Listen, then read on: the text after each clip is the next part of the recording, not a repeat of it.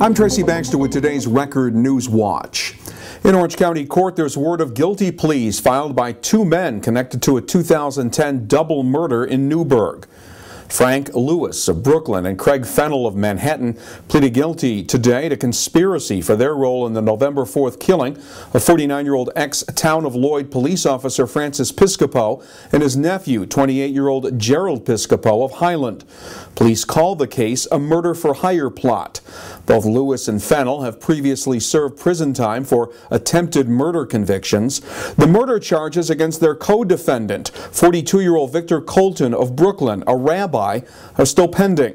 Colton's attorney claimed the Piscopos were trying to extort money from his client.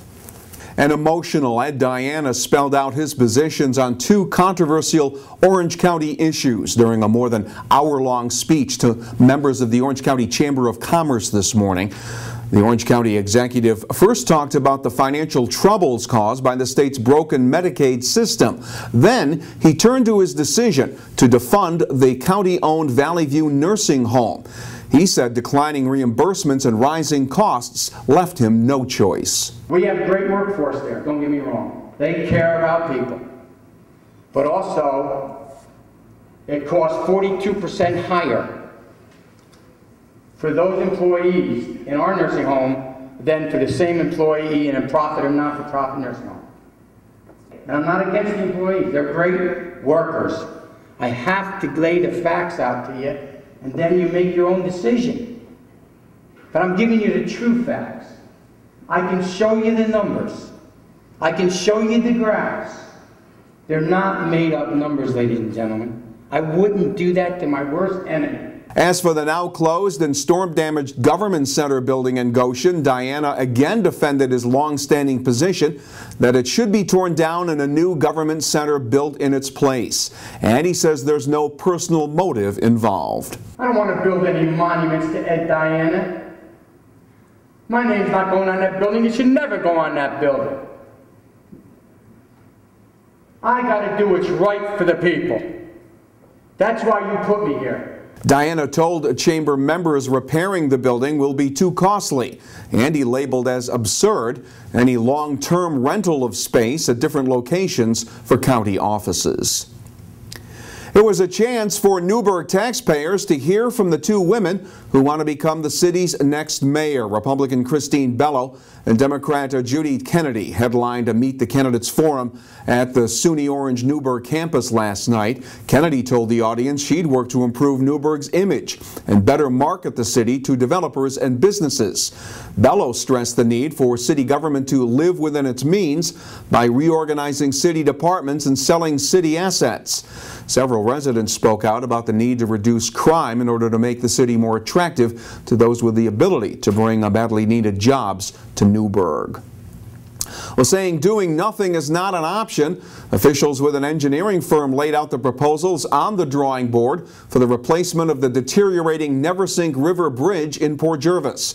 Residents took a look at the possibilities during a public meeting last night. Engineers have recommended construction of a new bridge upstream at a cost of around $6.6 million, part of an overall reconfiguring of streets in the tri-state section of town. The upstream bridge construction option would mean the demolition of 3 nearby structures and would take some property through eminent domain. Port Jervis Mayor Russell Potter says the Common Council's decision will be based on what's best for the entire city. We have to consider the 9,000 residents in this town who have to get across that bridge each and every day for work and various other things that they do in their lives, relatives on the opposite side of town or whatever, and also our businesses who rely on that bridge for the product to come into town and you know, their employees to come to work, etc., etc. So it's a major thing, it's a major deal, and it's a big, big project. The Port Jervis Common Council is expected to make a final design decision at a meeting later this month.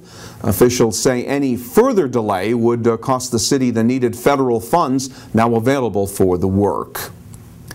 The owner of a wig shop in the city of Middletown is hoping his troubles with stolen merchandise are in the past. Kevin Spencer, the owner of Main Ideas Wig Shop, called City Police Wednesday morning after a crowbar had been thrown through the front window of his Wickham Avenue store and 17 human hair wigs worth thousands of dollars had been stolen from his shop. Police later charged 17-year-old Portia Wheeler and 19-year-old Sinquan McNair with robbery and criminal possession of stolen property. Wigs were later recovered. 2 other wigs were stolen from Spencer's Main Idea store back in February. And police in another part of the county think these thieves were after copper.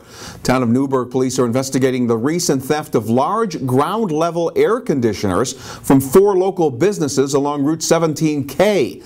Investigators say the ACs were cut out of the buildings and then taken away.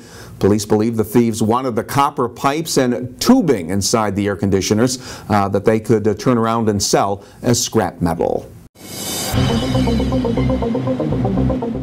We should enjoy another sunny fall weekend, but we'll have to get through another day of rain first. Tomorrow will be cloudy with periods of rain. The highs Friday will get up around 70 degrees. Saturday will feature a mix of sun and clouds, and it'll be cooler with temperatures rising into the mid-60s. To stay updated on what's happening, keep clicking back here at Record Online and pick up tomorrow's Times-Herald Record for all the day's news in detail. For Record Newswatch, I'm Tracy Baxter.